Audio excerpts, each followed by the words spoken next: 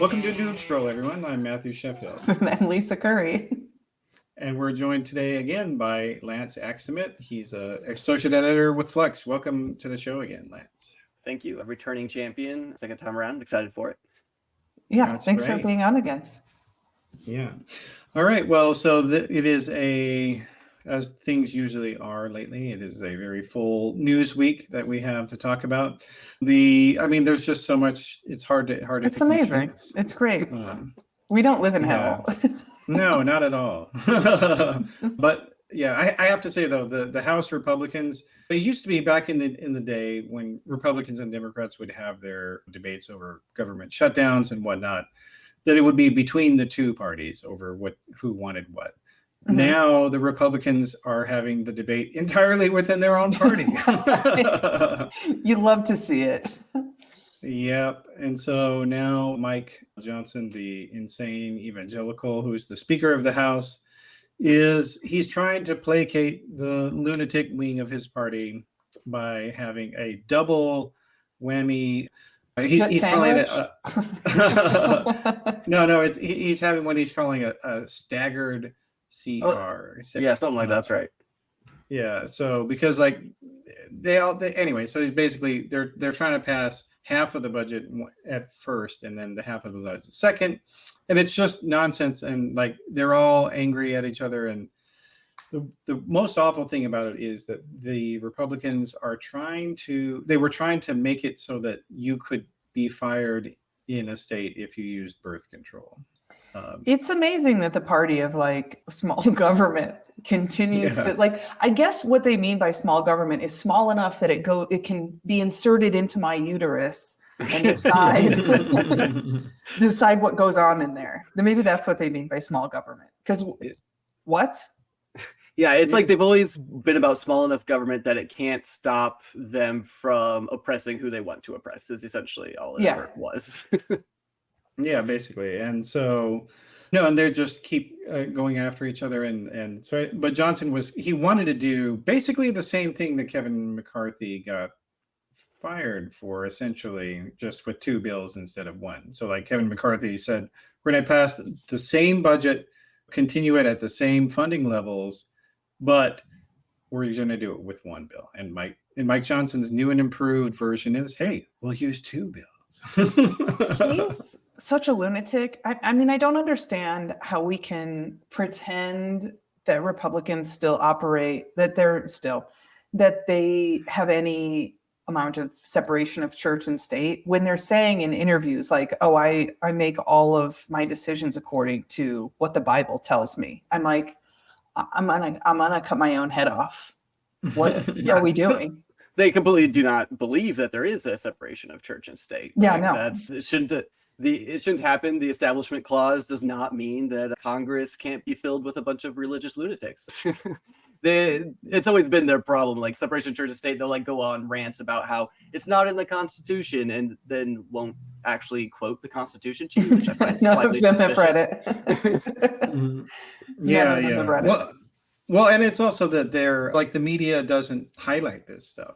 Because you can imagine the Democrats are like, oh, I don't want to offend anybody, so I'm not going to say anything about this stuff. But the news media, you should probably tell people that this insane Christian fundamentalist is the Speaker of the House. Maybe they might want to know that.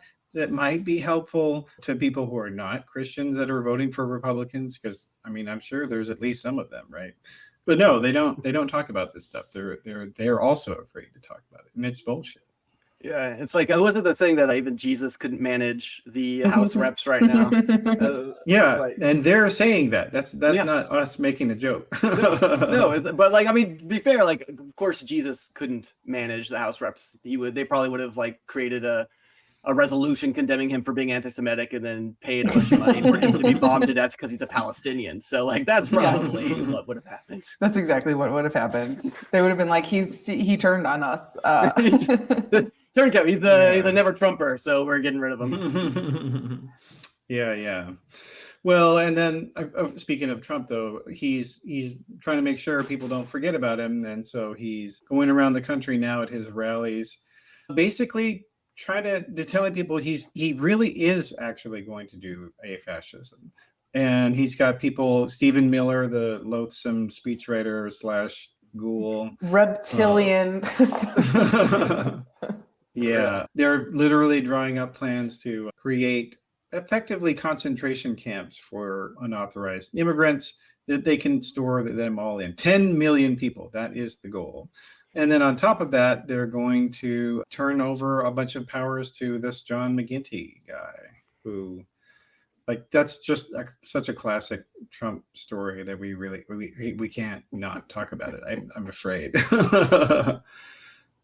That's a segue for you, Lisa. No, yeah. I was gonna say I never understand wanting to round people up and lock them up. That seems like too much responsibility. Like I trained my dog and it was a pain in the ass. And that was a German Shepherd for 6 months. Like we're talking about millions of people for decades. Why? Who wants to be in charge of people? Well, in Trump's case, the German Shepherds won't be on the inside of the cages. Yeah. But yeah, no, it's crazy because not only is he talking about like rounding all these people up, he's talking about like turning people who are here legally into illegal aliens. He also mentioned that anybody who like speaks out against Israel or anyone who pretty much is in any form against what he thinks they should be, revoking their legal status, like if they're over for a student visa, that sort of thing. If they would deport me, I mean, I would be so thrilled. Yeah. I think they're thinking of people from other countries who are here still. They Let me out. Hey, well, that means we could get Melania deported, perhaps. Ooh, we're lucky. It's also like, am I misunderstanding everything? And listen, I am a lot of the times, but when Trump was saying, like, all of his supporters were so excited to hear him say, like, the kids of immigrants that were born here, he wants to throw them out and not give them citizenship. I'm like, so you want to get rid of the 14th Amendment? Then did you bother telling anyone that's what that is? That you're fucking with the Constitution? Because I thought you guys were all like originalists or whatever. No, but you forget the Bill of Rights was not originally in the Constitution. So there we go. So there we go. There's the loophole. And the 14th Amendment was a slavery amendment. So they don't like that one specifically. That's another reason it doesn't count. Yeah. It's interesting the things that don't count. I mean, that's kind of like I sleep with a guy one time and I'm like, well, that's not, that doesn't count. That didn't happen. Oh, no, go ahead, Lance. Oh, yeah, no, it's like the whole getting rid of birthright citizenship is just like another step in the direction they want, because they want to be able to get rid of citizenship for anybody who disagrees with them. They start with the student visas and all that stuff, work visas for immigrants. And then if they can just be like, oh, yeah, you're born here, but your parents weren't, so you're not a citizen. The next step is, oh, you're born here, your parents were born here, but you don't have American views, then also you should probably go somewhere else. Well, your great-great-grandparents weren't born here, so can we trust you? How did McEntee get like charged with all of this? Like, how is he the guy who's like helping him create these plans, or like? Well, okay, so yeah, John McGinty, like he is the quintessential Trumpian bureaucratic person. So he started working for Trump as the guy who carried his luggage. Oh yeah, that's right. And within a few, I guess, months, he went from maybe a year or so, he went from carrying Trump's luggage to running the White House Office of Personnel. I don't understand it. It takes a waiter longer to become GM of a restaurant. No, it really does. No, and this guy he literally was going through and making like an enemies list of various executive branch officials that he thought were not sufficiently loyal to Trump. But then he was also kind of doing his own personal thing as well, in which he made it a point to hire ugly men to work for him and attractive young women to work for him also. Yeah, that's what I'm saying. This is like the total Trumpian story. You know what? This does remind me. I used to work for a crazy French man. And I mean, when people would come in and apply for jobs, he would want us to take the application and then grade their looks from A+ to F. Oh. And then he would, anyone below like a B plus, he would throw their application out. And I'm like, I'm not putting anything. I would be like, oh, I just walked in and there was an application on the bar. I'm not writing. Like, this is so psychotic. So the original hotornot.com, is that what it was? Yeah, exactly. Essentially. It was my boss at a restaurant. So this guy went Yeah. from the kid who had moved Trump's golf ball back onto the green from the rough to Well, technically not the golf caddy. He is like when he was the president, but yes, basically, essentially, the bags guy, and then on top of that, while he was there, he decided to forge a military order to withdraw all American troops from Afghanistan and Somalia. And he pretended that the military had generated it, and he gave it to Trump, and Trump signed it. And then the military, this is the most bonkers story. We live in the stupidest time. We really do. And so Trump signed it, and then they gave it back to the military, and the guys are like, "What? We never saw this. What the hell is this?" It sounds and fucked then they up, threw but it in the trash can. it sounds fucked up, but I wish somebody had done that during Bush's presidency when he went into Oh my Iraq. goodness. Like, Right. oh yeah, I don't know. I just found this paper. They wanted me to give it to you. It says we got to pull out of Iraq. Cheney would have had like his 30th heart attack if that happened. Yeah, there's no way that would have gotten by him. Well, yeah, I mean, no, this and then on top of that, so John McKenty, after he left Trump, the White House, he then went and started a right-wing dating website. The right stuff, right? The Right Stuff, yes. And I actually wrote about it shortly after it came out, and it's like you wouldn't be surprised to learn that this is like the 7th or 8th right-wing dating website, because they all think that everybody else is a bunch of snowflakes, but they need their own dating website. Don't they realize that like that already exists? Farmersonly.com, baby. Like Yeah, that's where it's Christian already Mingle. They're there. Well, and that's really, and it's just gone completely in the toilet, and no women signed up for the website either. Of course not. I mean, aren't they meeting can you believe people that, at the Lisa? Trump rallies? Yeah. Right? Yeah, well, I think they're trying to find people who are not on the sex offender list, Lisa. Oh, so that is tough. wouldn't That is tough. work. I Yeah. think my personal favorite McEntee little tidbit was that he got onto, who is it? Ben Carson, I think, for liking a Taylor Swift tweet, because the Taylor Swift was holding like Biden cookies or something, and so I think he probably tried to get Ben Carson killed or something and missed and got Herman Cain. I don't know. I mean, Ben Carson's asleep all the time anyway. Who would notice? It's funny because did he then? I mean, I assume, and maybe this is too internet brain of me, but there was that famously, I guess, on the internet, Ted Cruz had faved a porn tweet. Oh yeah, no, I remember that. Did he not Yeah. bring that up? Is that not up for discussion? Like, okay, so Taylor Swift is bad. Yeah, well, according to Ted, it was an assistant who did it by accident. Yes. Just like his tickets were bought out of Texas during the snowstorm on accident. Yeah. He That's had no right. idea. He only meant to bookmark it, you guys, not favorite it for later use. research purposes. All right, you want to do the next segue there, the Tim Scott. Oh stuff? yeah, absolutely. Hey, speaking of porn, doesn't Tim Scott's girlfriend. Yeah. My girlfriend doesn't go here, Scott. Yeah, what was shit, I'm ruining it already. In the Brady Bunch, what was her fake boyfriend's name? Like something Glass, wasn't it? She's like looking around the table and there's a glass and then there's a clock or something. Yeah. Yeah, so he apparently had like a possibly fake girlfriend and then suddenly dropped out of the race, and his staff didn't know until they saw him on Fox News, which, I mean, I just think that's hilarious. That's what you get for working for Tim Scott. I'm sorry. Yeah. These people deserve to be in charge of America. That's what they're doing. But yeah, no, like, and it is hilarious though, because So because Scott had never been married, and he's like what 53 or something like that. Yeah. And like it's so of course in the Republican world that means that you're gay. Because no man would ever not want to be married for that long unless he was gay.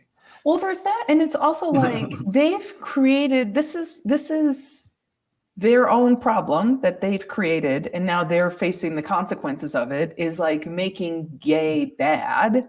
So now it's like, oh, he could be gay, so that means he couldn't possibly be president, or he couldn't. I mean, he can't be president for so many other reasons. But it's like somebody's sexuality is not part of a reason. That's insane. Not according to Matt Schlapp, who is also, I think he got in trouble recently for sexually assaulting a male coworker. Multiple said, for research multiple purposes. ones, for research purposes. Matt Schlapp, whose last name sounds exactly like somebody's balls hitting a chair. It's like the ultimate gay porn name, right? Yeah. Pretty much. He said that Donald Trump would be electing a gay VP if he gave it to Tim Scott. So like it's like this weird. It's just weird, like there's this culture, and it's very much online culture of like these so straight bros, they're gay. Like it's like all those guys who are just like, oh, they hate women so much, but yet they completely need this visual of Nick Fuentes. Yeah, actually. like Fuentes, all those guys, right? I think they kind of fall in that category. Yeah, having a relationship with a woman is gay, according to him. Simply being alive is. Andrew Tate went to guys that are like, I'm so manly that even being around a woman is too feminine for me. Which is so hilarious because these guys spend their whole day like looking at Andrew Tate online, or that Dan Bilzerian or whatever the fuck I refuse to know how to pronounce his last name. The Vegas gun guy, right? He's like, have you seen all the pictures that Jordan Peterson's fans paint of him? No. Like, it is disturbing. Like he's constantly posting on his Twitter like the fan art that people send him. Like people have made murals of this guy. People have made they constantly send him drawings of him crying or various other strange. when Skynet finally takes over, it's going to be this like intensely homoerotic AI program that's been fed too many prompts by people trying to get them to make really muscular Peterson photos. and Donald Trump on the eagle. Yeah, the AI is going to take over, and we're all screwed, guys. Yeah, the world would be a much better place if like so many Republican men would just come out of the closet. Please, for God's sake. It would be better for us, but probably not for the gay community. I can't imagine unleashing a deeper hell on those guys right now. Yeah, they don't want that. They don't deserve that kind of punishment. Nobody wants that. Okay. Yeah. All right. Yeah. Okay, guys, don't send me emails about that. I'm sorry. But speaking of crazy people, though, Jill Stein, the former Green Party presidential candidate, from 2020, and Vladimir Putin pen pal and general insane person, she's going to run again for the president because we don't have enough deranged psychopath lefties out there running for president. We need more of them. Cornel West wasn't enough. We need Jill Stein to get in the race, and RFK Jr. or like whatever he is. Like this is clearly like a Republican. And there is a term in the campaign world. It's rat fucking is what they call it. That's what this is. Yes. I do think there is a distinction though between grifters and cranks, and I do think that like RFK, 100%, he is a grifter. Like I definitely believe that he is there to like get himself back into some sort of prominence or whatever. I don't know what he's attempting to do. He's running out of the estate money. Yeah, I don't know. Jill Stein, she's too boring for me to really pay much attention to. So I haven't kept up with what she's up to. Cornel West, I think he's a genuine person. I don't think he's a grifter. He is a crank a bit. He owes hundreds of thousands of dollars in child support is the issue. I'm sure he and taxes. Hey man, there's a lot of people, a lot of Quakers, not Not quacks, but Quakers out there who refuse to pay taxes too because we're paying to kill a bunch of people. I don't want to pay taxes. I can't be too mad at that until the billionaires do it, and then I'm mad. Yeah. If you got billions all after pay taxes, then come on, man. What's up with that? Mm-hmm. Yeah. Well, and then of course, the term rat fucking, though, just for those who haven't heard it, it was really popular in the Nixon years, of course, right? And basically, it's the idea of running fake candidates and messing in the opposition party's primary and stuff just to mess with them.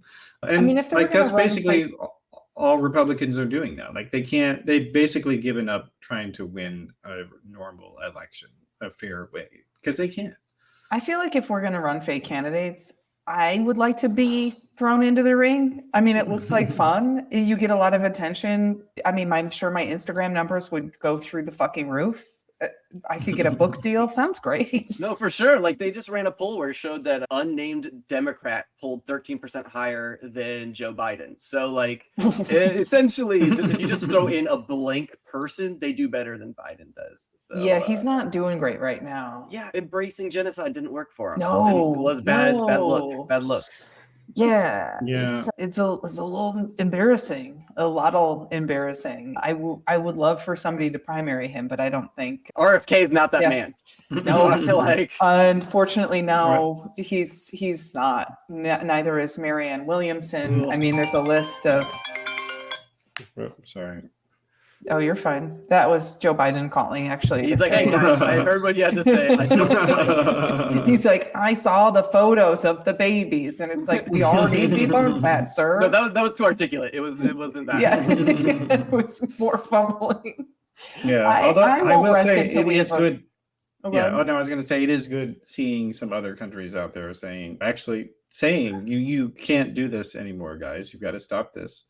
Yeah. Mm-hmm. Like France, Emmanuel Macron was coming out hard against that, which is good. Which is finally good because like 2 weeks ago he's throwing people in prison for saying it. So now that he's saying it, seems a little strange, but good for him for finally, I don't know, having a little bit of I wouldn't say morals, but yeah, I wonder if people just get to a point where they see so much evidence that they're like, now I just feel silly. And it's also like, how can you? It's not like. I feel like with each new genocide, it is harder and harder to deny what is going on because we're all interconnected. We're saying this shit on Twitter. You and I can verify what we're saying with our own eyes. I feel like maybe I'm a bit more cynical. I don't think it has anything to do with like the evidence. These guys have known what has been happening in Palestine like before October 7th. Like they've known how terrible it was for years and they were still all about it. It's mostly, I think for France in particular, it was about, well, people went out into the streets and shut down the country.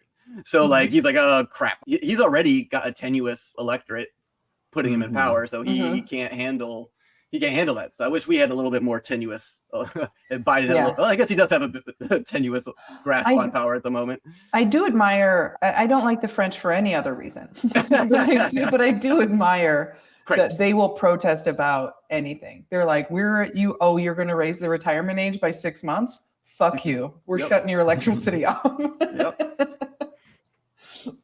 Yep, for sure. Yep. Yeah. Well, and it does look like though that Biden has started saying a few things about, look, you guys have to stop doing this. And I did finally get them to do some, at least temporary ceasefires regular. And actually, well, you know what? Well, just to go back though for a second, so the Republicans did have their presidential debate. Before Tim Scott dropped out, the Republicans had their, fourth presidential debate. I don't know how many they're like. The only people left watching them are people hate watching them or ridiculing them. Like, so I couldn't even get myself to do that. Yeah, there you go. Yeah, no, but like, and that's really all that comes out of these stories or debates now is just who can come up with the dopiest attack line or who says the most insane things. So like Vivek Ramaswamy said he wants to build a border wall with Canada in the debate. I am convinced. I'm like, I don't think he's a serious person. I think that he's an internet troll come to life. And I'm like, when people I've had friends that are like getting worked up about him and getting upset. I'm like, this is not a real person. He's saying the most outlandish things he can at every turn, and that's just his whole thing.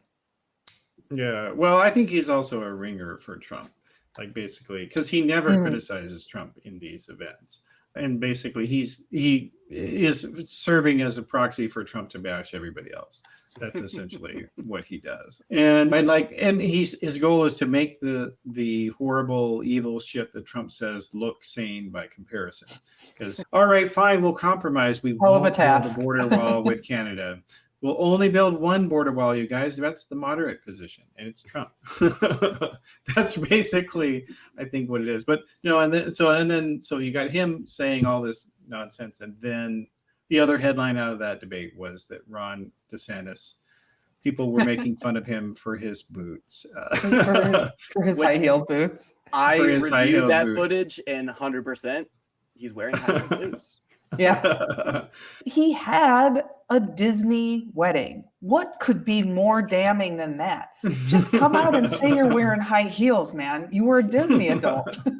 I can't believe it. I was one of those people 3 years ago where I legitimately thought Ron DeSantis was like a threat as far as there's a very good chance he could get the presidency. This was before I even talked about it once. A lot of people thought that. I did not, but yeah. But I thought it was so much a threat that I went out and bought a bunch of Ron DeSantis web domains so that way they would have to buy them back for me and hold them hostage. I let them lapse before it came time, before he announced I was stopped paying attention. I didn't realize I should have bought daintydesantishoes.com or something.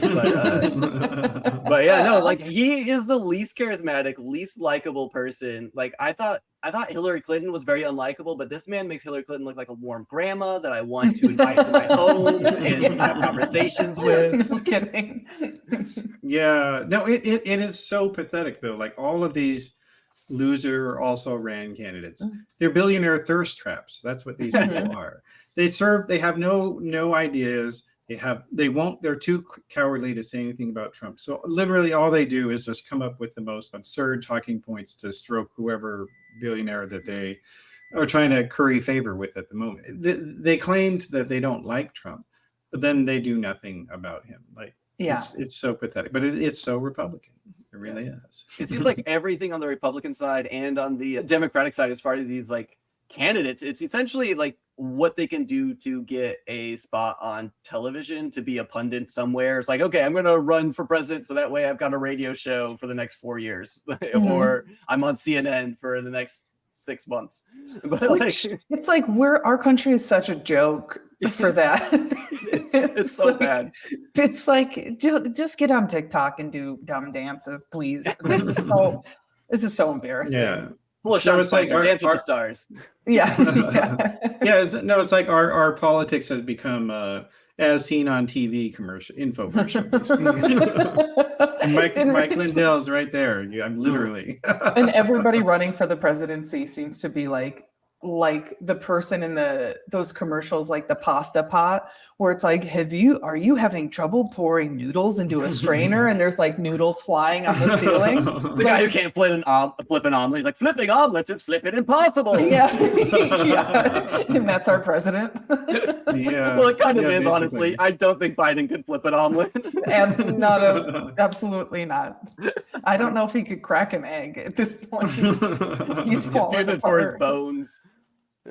Yeah, well, one person who's definitely not cracking eggs is Marianne Trump. Rest in peace. R.I.P. And when I saw that she died, I just thought, you know what? Another opportunity for Trump to bury paperwork in her coffin, because there's no fucking way I'm blanking on her name now. His ex-wife who died. Why is she buried on his golf course? I mean, what? It was for tax purposes. I'm serious. I didn't know. I'm serious. Yeah, it brings the value of the value of a golf course down if it's haunted. No, it was in October. It brings the value up, and that's how he screws with his taxes. Value high, value low. No one knows. Yeah, that's right. I think it is something related to that. He got some credit that he had cemetery plot or some shit like that. And if That's why the they case, did you could bury people in my yard. it. Hey, well, yeah, that's right. You said you didn't want to pay taxes. So Yeah. there was a way to go about it. So you're in Colorado Springs right now. That was last weekend. I'm in Boulder Oh, dang it. this weekend. Okay. You're fine. Boulder. I'm at a club called Comic Sense in Boulder this Friday and Saturday. I'm headlining. Been there. I It's have 4 fantastic place, shows. guys. I've been there. Comic Sense. Oh. Fantastic. It's a good place. I'm really excited. I was supposed to have 2 shows and then they just added 2 more. So I'm really stoked. And also this is a little bit farther out, but if anybody's in Madison, I guess I'm plugging myself now. But if anybody's in Madison, Wisconsin, I am filming my very first special next month, December 14th. So in 4 weeks. It's a Thursday at Comedy on State, and the ticket link just went live today. So please come out because there's going to be 2 shows, and I would love to sell them both out. Yeah, we'll put a link in the show notes for you, Lisa. Thanks. Oh, and follow me on Instagram, Olympian Lisa Curry. Congratulations. That's awesome. Thanks so much. I'm excited. Yeah. All right, and then Lance, people can get you. Where can they follow you at? Yeah, you can have to Nowhere. follow me at Twitter or just around on the street. That's cool too. Lance's address will be in the show notes, so you can follow I'll him on be Instagram. there. I'll be filming a new show called Driving Evan Driver, and it will be wonderful. All right, and then everybody make sure to follow at Doomscroll Show on Instagram and on Twitter, and you can get me at Matt Sheffield. That's it for this one. See everybody next time. Bye.